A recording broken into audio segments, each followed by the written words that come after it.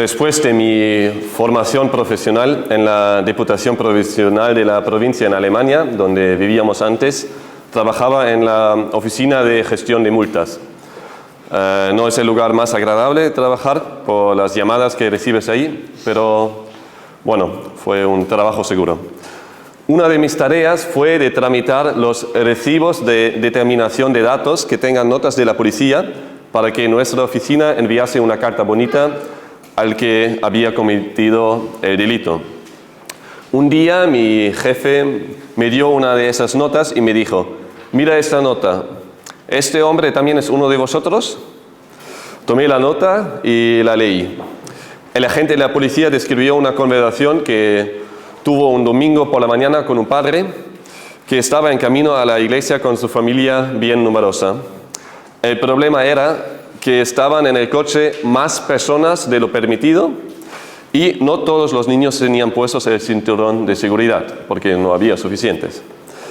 El agente de policía no le dejó al padre continuar su viaje, pero le dejaría continuar si 3 personas salieran del coche. El padre respondió al agente que no tiene el derecho de prohibirle ir a la iglesia con su familia, por lo cual no piensa en hacerle caso. Aparte de eso, el padre le dijo que cada domingo está llevando su familia a la iglesia en este coche y que va a seguir haciéndolo. El agente intentó explicarle al padre que no le está prohibiendo ir a la iglesia con su familia, jamás, sino solamente insistiendo que lo haga de manera legal. Además, no vivía lejos de la iglesia, también tenían bicis, pero por desgracia el padre no reaccionó de una manera comprensiva y no quiso reconocer su delito. Debería ser claro que aquí no tenemos un caso de tenemos que obedecer a Dios más que a los hombres. Por el contrario, el padre deshonró a Dios con su conducta y seguramente no mejoró la posibilidad de que el agente o mi superior fuesen más abiertos a escuchar el Evangelio después de ver esa conducta. El título de la predicación de hoy es El cristiano y el gobierno. Hace falta que nosotros, como creyentes, tengamos un concepto bíblico en relación a las autoridades estatales. Y eso no solo en relación a las normas de tráfico. Vamos a abrir nuestras Biblias en 1 Pedro 2, 13 a 16. 1 Pedro 2, 13 a 16. Seguimos con el mismo contexto como la predicación del domingo pasado, donde vimos una vida que subraya el Evangelio. Y hoy seguimos con esa idea de que tengamos una vida que subraya el Evangelio en el ámbito del cristiano y el gobierno. Eso es como el subpunto, para decirlo así, de una vida que subraya el Evangelio. Vamos a leer 1 Pedro 2, los versículos 13 a 17. Dice así la palabra: someteos por causa del Señor a toda institución humana, ya sea al rey como autoridad o a los gobernadores como enviados por él, para castigo de los malhechores y alabanza de los que hacen el bien. Porque esta es la voluntad de Dios, que haciendo bien hagáis enmudecer la ignorancia de los hombres insensatos. Andad como libres, pero no uséis la libertad como pretexto para la maldad, sino empleadla como siervos de Dios. Honrad a todos, amad a los hermanos, temed a Dios, honrad al Rey. En el texto de hoy vamos a ver cómo someterse al gobierno de una manera que agrada a Dios. Cómo someterse al gobierno de una manera que agrada a Dios. Espero que Dios nos ayude por medio de su palabra, corrigiéndonos en nuestra manera de pensar y actuar hacia el gobierno, es decir, donde no pensamos y actuamos de una manera que le honre a Dios. En los versículos 13 a 14 vemos el primer punto que nos indica cómo nos tenemos que someter al gobierno de una manera que agrada a Dios, y tiene el título El llamado a la sumisión. En los versículos 13 a 14 vemos el llamado a la sumisión. Vamos a leerlo otra vez, los versículos 13 al 14. Dice así: someteos por causa del Señor a toda institución humana, ya sea al rey como autoridad o a los gobernadores como enviados por él, para castigo de los malhechores y alabanza de los que hacen el bien. El mandato con el cual Pedro exhorta a sus hermanos en el versículo 13 no necesita una explicación profunda. Es un mandato bien sencillo de entender. No hace falta estudiar por años teología para entender este texto. Simplemente dice: sométete. Sométete al gobierno y por consiguiente a sus leyes. Acepta la autoridad de las autoridades que les está concedido por Dios mismo. No te sometas porque tenemos grandes gobernantes que lo merecen, sino por causa del Señor. La base para la sumisión bajo el gobierno es Dios mismo. Pedro llama a sus hermanos a someterse, y el concepto de someterse implica que ponemos nuestra voluntad, lo que queremos hacer nosotros, lo sometemos al deseo de otro o otra persona. Cuando se contradice el uno al otro, ya no vale lo que queremos hacer nosotros, sino nos sometemos. Entonces ponemos nuestra voluntad bajo la voluntad, en este caso, de las autoridades. Y la base es Dios mismo. Como pasa con todos los mandamientos divinamente inspirados, nosotros como cristianos obedecemos también al mandamiento de someterse al gobierno. ¿Por qué? Porque deseamos honrar al Señor. No para agradar a los políticos, al gobierno. Eso no es nuestra motivación, sino a Dios mismo. Esta idea no es algo que solo encontramos en este texto, sino a lo largo de la Biblia se enfatiza a veces. Y uno de estos textos es Romanos 13, 1 a 7. Vamos a leerlo. Es como un texto paralelo al texto nuestro, y vais a ver muchas paralelas de lo que acabamos de leer y lo que vamos a leer ahora. Romanos 13, 1 a 7, dice así la palabra: sométase toda persona a las autoridades que gobiernan, porque no hay autoridad sino de Dios, y las que existen por Dios son constituidas. Por consiguiente, el que resiste a la autoridad, a lo ordenado por Dios se ha opuesto. Y los que se han opuesto sobre sí recibirán condenación, porque los gobernantes no son motivo de temor para los de buena conducta, sino para el que hace el mal. ¿Deseas pues no temer a la autoridad? Haz lo bueno y tendrás elogios de ella, pues es para ti un ministro de Dios para bien. Pero si haces lo malo, teme, porque no en vano lleva la espada, pues ministro es de Dios, un vengador que castiga al que practica lo malo. Por tanto, es necesario someterse no solo por razón del castigo, sino también por causa de la conciencia. Pues por esto también pagáis impuestos, porque los gobernantes son servidores de Dios, dedicados precisamente a esto. Pagad a todos los que debáis, al que impuesto, impuesto, al que tributo, tributo, al que temor, temor, al que honor, honor.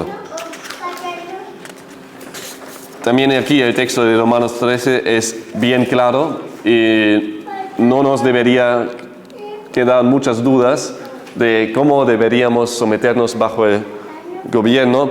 Nos sometemos a los gobernadores porque Dios nos llama a hacerlo. Él tiene el poder de hacerlo porque es nuestro verdadero rey, con mayúscula, como leímos al principio del culto en el Salmo 47. No el gobierno en sí es la razón de nuestra sumisión, sino Dios. Un comentarista lo explica bien a la hora de decir: solamente Dios tiene derechos soberanos. La teoría democrática es tan antibíblica como la monarquía de derecho divino. Por cualquier medio que los hombres lleguen a las posiciones de gobierno, ya sea por descendencia dinástica, relación aristocrática familiar, recursos materiales, plutócratas o elección democrática, no hay autoridad sino de parte de Dios, como lo afirma Romanos 13:1. Además, el gobierno civil es un instrumento, no un fin. Los hombres son el fin cercano, pero solo Dios es fin supremo. El Estado no posee ni a sus ciudadanos, ni las propiedades, las mentes, los cuerpos o los hijos de ellos. Todos pertenecen a su Creador, Dios, quien nunca ha entregado al Estado derechos de dominio eminente.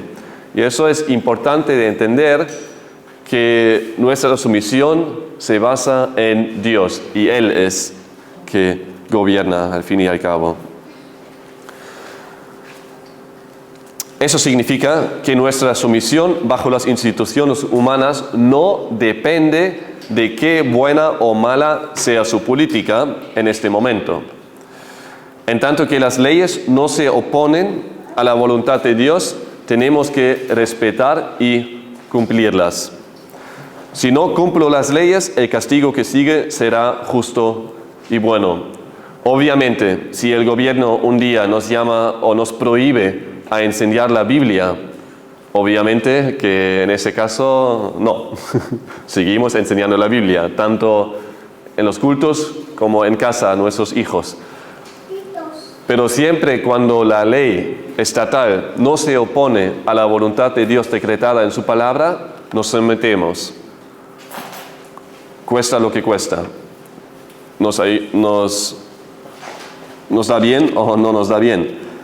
Pero es nuestro deber de someternos siempre hasta tal punto que no se opone a la palabra.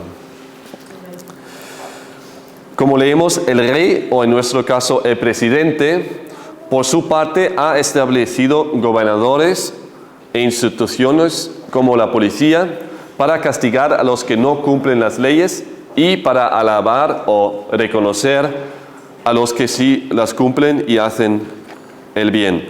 Honramos a Dios cuando trabajamos legalmente. Honramos a Dios cuando somos honestos en nuestra declaración de impuestos hacia la hacienda. Independientemente de cómo el gobierno al final usa el dinero, no nos da el permiso de no ser honestos en la declaración de impuestos. Y lo he escuchado, no solo una vez, que incluso creyentes dicen: ese gobierno cómo usa el dinero, y muy a menudo están en lo cierto. Y la verdad es que tampoco lo veo muy bien cómo usan el dinero, sobre todo por ideologías que se oponen a lo divino y usan este dinero de los impuestos para eso. Obviamente está mal, pero eso no nos da la libertad y el permiso de robar al Estado con los impuestos. Y también Cristo mismo lo dejó bien claro, que hay que pagar los impuestos al que le debe. Del mismo modo, honramos a Dios cuando respetamos y seguimos la limitación de la velocidad. Sí, algunas veces tampoco puedo entender que en una autovía de repente pones 60, aunque no hay ninguna obra ni nada, y tienes que frenar el coche. Pero bueno, la pregunta no es si lo puedo comprender. Esa pregunta no existe, sino solamente que hay que someterse, porque nuestra opinión sobre el sentido de las leyes no importa a la hora de seguir las leyes. Podemos tener nuestra opinión, pero no cambia nada, porque no estamos en la posición de dar las leyes. No le da igual a Dios si hacemos correcta nuestra declaración de impuestos. No le da igual. Le importa. También le importa que prestemos atención a la limitación de velocidad y toda otra área donde nos vemos afectados por las leyes. No le da igual a Dios en absoluto. Esta realidad tiene que servirnos como motivación.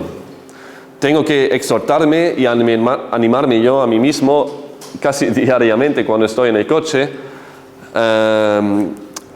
cuando los señales de tráfico me llaman a conducir lentamente.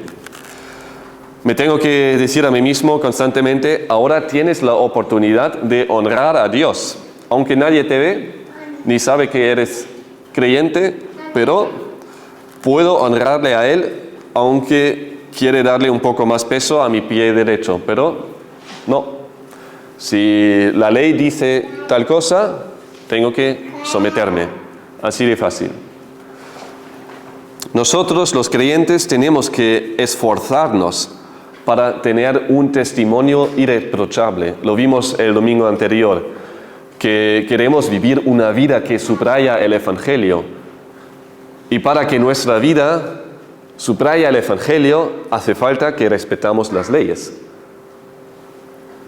¿Y por qué? Porque es la voluntad de Dios, como está subrayado otra vez aquí en el versículo 15, que nos muestra la razón de someterse al gobierno de una manera que agrada a Dios. En el versículo 15, el siguiente punto, vemos la razón de someterse al gobierno de una manera que agrada a Dios. Vamos a leer el versículo 15, dice así: porque esta es la voluntad de Dios, que haciendo bien hagáis enmudecer la ignorancia de los hombres insensatos. Pedro argumenta con el mejor argumento con el que se puede llegar a la voluntad del creyente, la propia voluntad de Dios. Puesto que nosotros como creyentes encontramos nuestra identidad en Él, y ya no se trata de lo que queremos nosotros en nuestra carne, sino lo que quiere Dios en nuestra vida y para nuestra vida, tenemos que prestar una atención especial cuando en su palabra está aún enfatizada su voluntad. Obviamente toda la palabra es la voluntad de Dios, pero hay versículos como este donde dice, esta es la voluntad de Dios. Entonces está subrayando aún más lo que viene a continuación, y debería llamar nuestra atención como cristianos, porque cuando nosotros, por ejemplo, decimos a nuestros hijos, mira, yo quiero que hagas eso. Obviamente, si solamente digo, ven aquí, sin decir, mi deseo, mi voluntad es que vengas por aquí, vale lo mismo. Pero cuando digo, eso es mi voluntad, estoy subrayando aún más la voluntad, mi voluntad. ¿Y por qué? Para llamar la atención de mi hijo, de mi hija, para que cumpla mi voluntad. Y eso es también lo que encontramos aquí, que subraya la voluntad de Dios para nosotros, para nuestro andar. Así que, como encontramos nuestra identidad en Él, nosotros los creyentes, ya no se trata de lo que queremos nosotros en nuestra carne, sino lo que quiere Dios, prestamos atención. Y en este caso, Pedro concreta la voluntad de Dios en relación a la sumisión al gobierno, afirmando que haciendo bien, hagáis enmudecer la ignorancia de los hombres insensatos. Como lo hace muy a menudo a lo largo de su carta, una vez más está llamando a sus hermanos a hacer el bien. Les llama a menudo a ocuparse de buenas obras. Y aquí lo está haciendo en relación a las leyes del gobierno. ¿Cómo se puede hacer el bien en relación a la sumisión al gobierno? Pues respetar todas las leyes y tener cuidado de no cometer ningún delito. La manera más fácil de hacerlo se encuentra en el enfoque de buscar hacer el bien. No queremos acercarnos al abismo y ver, vale, así de cerca puedo estar al abismo sin caer. No, eso no es la idea, sino alejarnos del abismo, alejarnos de todo lo que puede meternos en problemas. Queremos alejarnos para que no haya peligro de caer y no jugar con el fuego. El que está enfocado en hacer el bien corre mucho menos peligro de hacer algo que le está prohibido o que dañe a otro. O decirlo de otra manera, el que está enfocado en hacer el bien corre menos peligro de hacer el mal. Y esto también es la perspectiva en estos versículos. El enfoque en nuestro pasaje no está tanto en lo que tenemos que evitar, sino más bien en lo que tenemos que hacer. Es proactivo, es decir, hacer el bien. No andamos y pensamos, ¿cómo puedo no cometer ningún delito? Sino más bien pensamos, ¿cómo puedo hacer el bien? Y ya no corremos mucho peligro de cometer cualquier delito. Lo podemos ver 4 veces en el contexto inmediato, ese enfoque de hacer el bien. En el versículo 12 dice: mantened entre los gentiles una conducta irreprochable, a fin de que en aquello que os calumnian como malhechores, ellos, por razón de vuestras buenas obras, al considerarlas, glorifiquen a Dios en el día de la visitación. Y luego en el 14, al final dice: y alabanza de los que hacen el bien. Y aquí en el versículo 15, porque esa es la voluntad de Dios, que haciendo bien, o haciendo el bien. Y luego a lo largo de la carta les llama aún más a hacer el bien. En distintos contextos, aquí es en relación al gobierno, pero siempre con la misma idea, para que los demás lo vean y glorifiquen a Dios, o más bien para subrayar nuestro mensaje del Evangelio, para que nuestra vida, nuestra conducta, nuestras buenas obras subrayan el mensaje del Evangelio. Porque las buenas obras en sí no tienen valor ninguno, pero sí a la hora de combinarlas con el mensaje del Evangelio. En nuestra vida debería ser así que nos ocupamos de buenas obras. Y si alguien busca algo en nuestra vida que esté contrario a la ley para poder acusarnos, no debería encontrar nada. Como en el caso de Daniel, como lo vimos el domingo pasado, cuando sus acusadores no encontraron ningún fallo y buscaban, investigaban, dedicaban horas, incluso han investigado en su trabajo, en todos los papeles, todos sus escritos, a ver un fallo que cometió y no encontraron nada. Por lo cual no les quedó otra de acusarle a adorar a Dios. Que eso sea nuestro único delito de adorar a Dios por lo que nos pueden acusar. En nuestra vida debería ser igual. No se debería encontrar ningún delito, sino solamente el delito, que no es un delito, de honrar a Dios y tenerlo a Él en primer lugar. De hecho, debemos silenciar la ignorancia de los hombres insensatos por medio del poder de una vida agradable a Dios en medio de un país ateo. Después de haber visto que la voluntad de Dios es que enmudezcamos la ignorancia de los demás por medio de hacer el bien, vamos a ver ahora en el versículo 16, el tercer punto, la actitud de someterse al gobierno de una manera que agrada a Dios. La actitud de la sumisión. El versículo 16 dice así: andad como libres, pero no uséis la libertad como pretexto para la maldad, sino empleadla como siervos de Dios. En todo el tema de la sumisión bajo el gobierno es importante que tengamos la actitud correcta. Puede ser que hacemos la misma cosa que otra persona, pero con otra actitud. Y la actitud es lo que importa. La actitud correcta es necesaria para que nosotros, como cristianos sumisos, mantengamos nuestra credibilidad entre los no creyentes. Imagínate que estás, por ejemplo, Es un ejemplo con el que nos podemos identificar prácticamente todos, que estamos en el coche y con nuestros hijos y pone ahí velocidad reducida a 30 en el centro, ¿no? Y podemos andar con 30 kilómetros quejándonos delante de nuestros hijos de ello, de que tenemos que bajar la velocidad. O, por otro lado, ser un buen ejemplo y decir, mira chicos, andar 30 por aquí me cuesta, pero ¿sabéis qué? Es una manera de honrar a Dios. Entonces queremos estar agradecidos por la señalación porque así tenemos una oportunidad de honrar a Dios. ¿Ves la diferencia? Por fuera ambos coches van 30.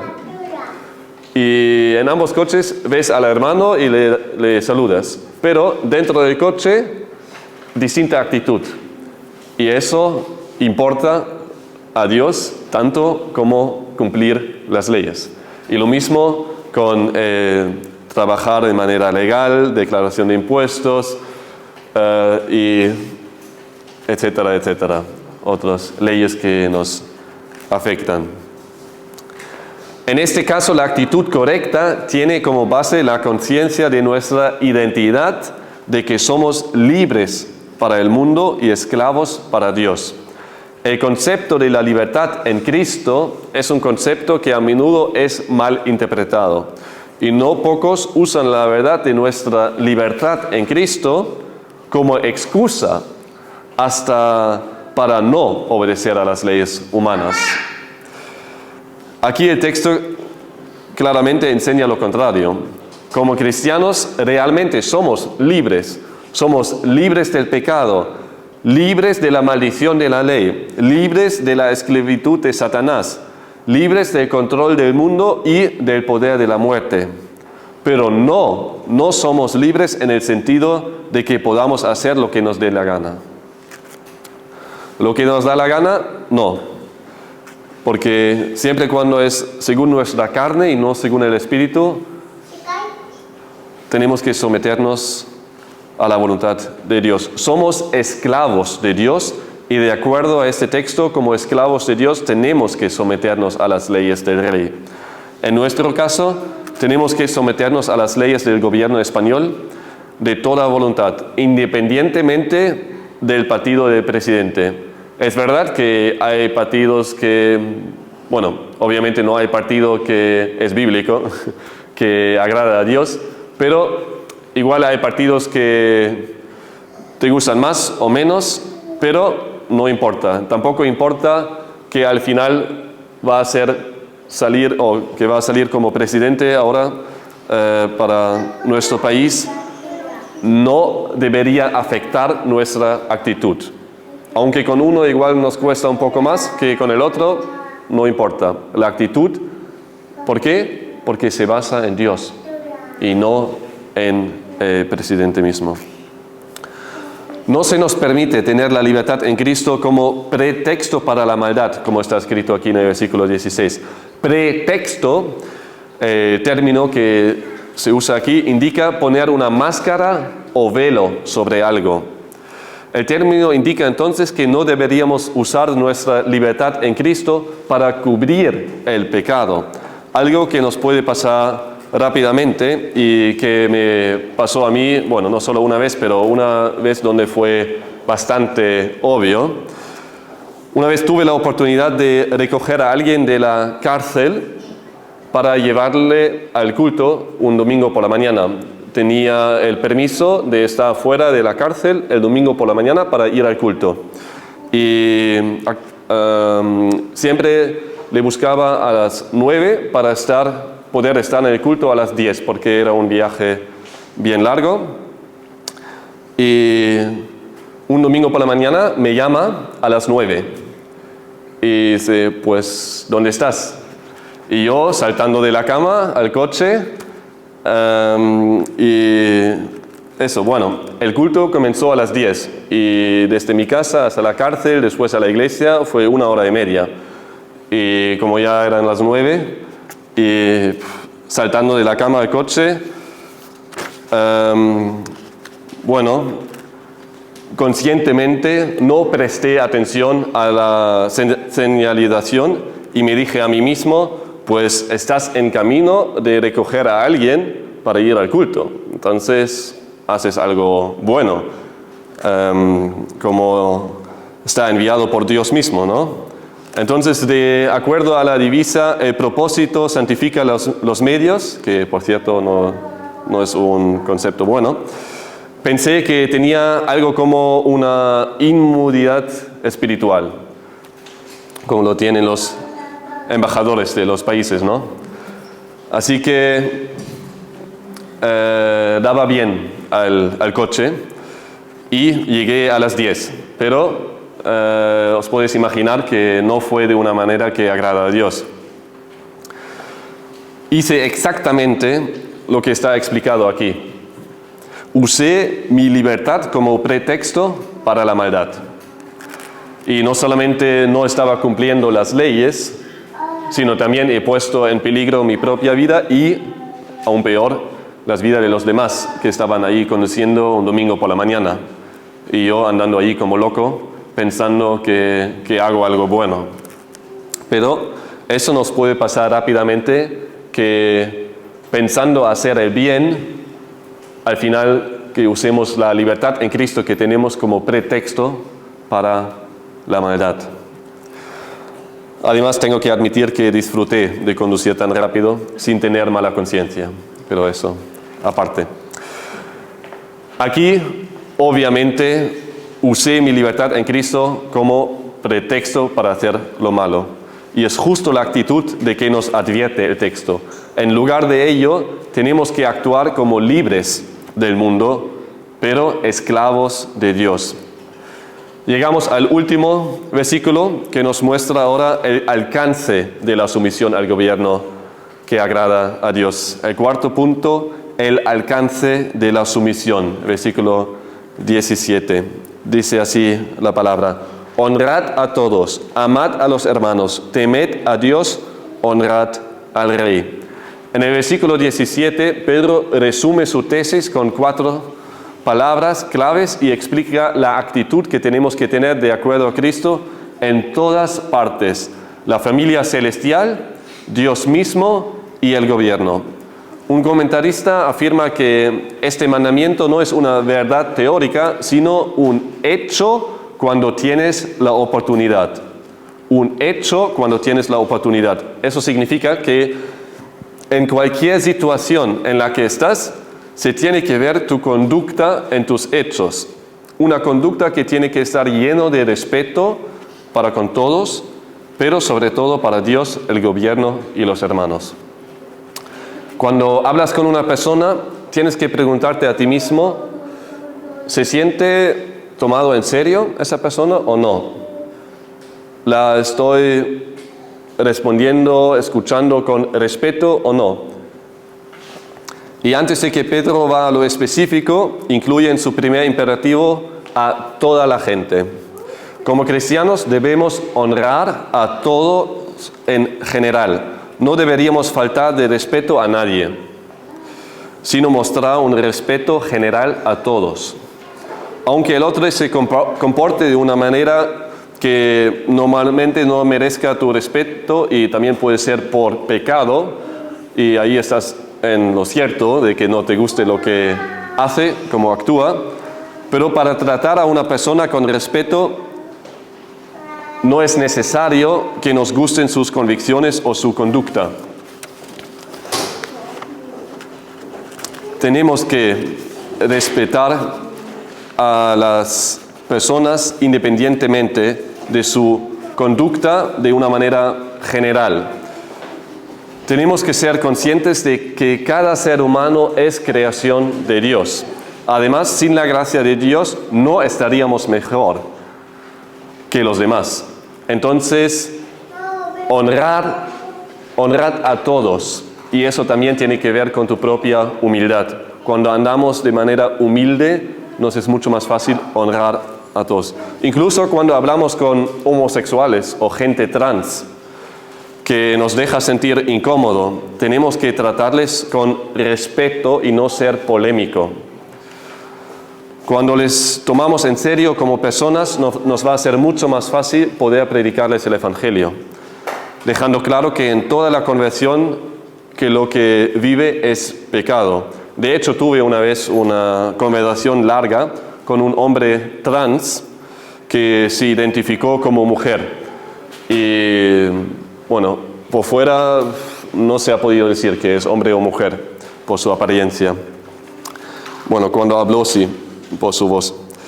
La verdad es que me costó mucho y sentí una tensión continua durante toda la conversación. Y estaba orando mientras hablaba que el Señor me ayude, porque obviamente no me agradó. Pero Dios me ayudó y le podía explicar claramente el Evangelio. Le dije que lo que vive es pecado delante de Dios y que necesita arrepentirse y creer en Cristo para el perdón de sus pecados. Y puesto que el Señor me ayudó a no ser polémico, el hombre trans no dejó la conversación, sino continuaba a hablar conmigo. Y tuvimos una conversación hasta 1 hora. Y en toda la conversación, desde el principio hasta el fin, le dejé claro que no estoy a favor de lo que hace. Y estoy convencido de que la única solución es Cristo. Y nuestro respeto hacia tal persona no va a llevarla al arrepentimiento y la fe genuina, obviamente no. Eso solamente lo puede hacer el Espíritu Santo por medio de la fiel proclamación del Evangelio. Que Cristo, el Dios hecho hombre, vino a este mundo, vivió una vida perfecta, sin cometer ningún delito, ningún pecado, y murió en la cruz como sacrificio perfecto para nosotros, para que nosotros que pecamos todos los días podemos tener el perdón de nuestros pecados, la paz eterna para con Dios. Y Cristo no se quedó en la cruz, murió, pero resucitó, venció la muerte, el pecado, para que nosotros podamos tener vida eterna cuando creemos en Él. Y este Evangelio es para todos. Y nuestra conducta nos puede o permitir predicarle el Evangelio o prohibir, es decir, cuando faltamos de respeto a la otra persona, no va a ser dispuesto a escucharnos. Así que tenemos que tener una vida que subraya el Evangelio, honrar a todos, respetar a todos, para que no haya persona ninguna que pueda decir, bueno, de ti no lo quiero escuchar. Que eso no pasa. Que honremos a todos con el fin de poder predicarles el Evangelio sin ser pragmático y callar a la hora de confrontarles con su pecado. A continuación, Pedro dice lo mismo que Jesús cuando él mandó a sus discípulos que deben amarse el uno al otro. Jesús usó dicho mandamiento además como característica cuando dijo en Juan 13:35, en esto conocerán todos que sois mis discípulos si os tenéis amor los unos a los otros. El amor entre nosotros como hijos de Dios es algo por lo que debemos luchar y que, por supuesto, debe superar el respeto fundamental para todos. El amor fraternal no solo es un deseo de Dios, sino un mandamiento muy valioso e importante. El siguiente imperativo, que tenemos que temer a Dios, es, por supuesto, lo más importante en esta lista y al mismo tiempo el mandamiento que sirve como base para cumplir a los demás imperativos de manera correcta. No podemos respetar y honrar a la gente, someternos al gobierno con la actitud adecuada y amar de verdad a nuestros hermanos si no tememos a Dios. Temer a Dios, honrarle a Él, es la base para todo lo demás. Con temed a Dios, Pedro no quiere decir que deberíamos asustarnos delante de Dios, sino que debemos reconocer su grandeza y majestad y temer de entristecerle y actuar contra su voluntad. Simplemente porque Él es Dios y su voluntad es perfecta como Él mismo es perfecto. Además, realmente tenemos que temer las consecuencias. de nuestras acciones contra la voluntad de Dios. Nos dañamos también a nosotros mismos si no mantenemos en alto su voluntad y procuramos cumplirla. El santo temor a la majestad de Dios es especialmente importante si uno trata de abusar su libertad cristiana, dice un comentarista. Teme a Dios, son palabras profundas que deberíamos sostener siempre en alto. Al final, Pedro otra vez menciona la actitud deseada que quería hacer llegar a sus hermanos con esos versículos. Honrad al Rey. Recordamos que él escribió a los que en ese momento eran perseguidos por su rey, por causa de su fe. Entonces no tenían razón ninguna para honrar al rey que les está persiguiendo. Aún así, Pedro, consciente de esa situación, les llama a honrar al rey. Y un buen ejemplo es David, cuando fue perseguido por Saúl. Por Saúl y le quería matar, pero cuando David tuvo la oportunidad de quitarle la vida, no lo hizo. ¿Y por qué? Porque fue el ungido de Dios, porque él reconoció que es rey, además rey de Israel, y aunque su actitud y su vida por ello no ha merecido sobrevivir ese encuentro con David, sin embargo, por la actitud correcta de David, sobrevivió Saúl en ese momento. Esto deja claro de nuevo de una manera especial que nuestra actitud hacia la autoridad tiene que ser independiente de su actitud o política. Esta exhortación es muy actual en nuestro tiempo, en que normalmente pensamos y hablamos mal sobre los políticos, aunque muy a menudo con razón, pero en nuestras charlas sobre los políticos de nuestro país, normalmente puedes escuchar más insultos que palabras respetuosas.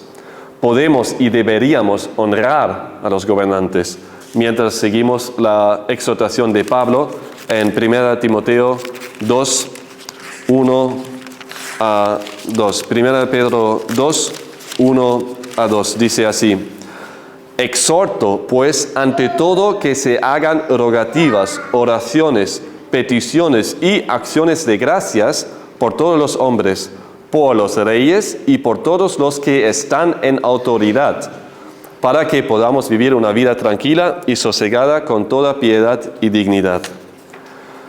Entonces, la próxima vez, cuando estés en una charla entre tus hermanos en que se habla sin respeto de los gobernantes, toma todo el coraje y diles: aunque no lo merecen por sus hechos, ¿no es mejor y la voluntad de Dios que hablemos sobre los gobernantes con respeto y oremos por ellos en lugar de simplemente criticar y murmurar en contra de ellos? Claro que estás en peligro de recibir un comentario no deseado, pero también puede ser que tu hermano responda a eso y la maledicencia da lugar a la oración. Y es justo lo que queremos hacer ahora. Oremos para que nuestro pensamiento y nuestra conducta en relación con el prójimo y el gobierno es algo que honra a Dios. Oremos para que Él nos dé la fuerza para vivir una vida que está llena y conocida por buenas obras, también en relación a las leyes. Que en nuestra vida cotidiana la gente pueda observar de que cuidamos de mantener el límite de velocidad de manera ejemplar, de que pagamos nuestros impuestos y en lugar de hablar mal contra el gobierno, orar por ellos. Todo eso queremos hacer por amor y obediencia hacia Dios, porque Él reclama esta actitud de nosotros.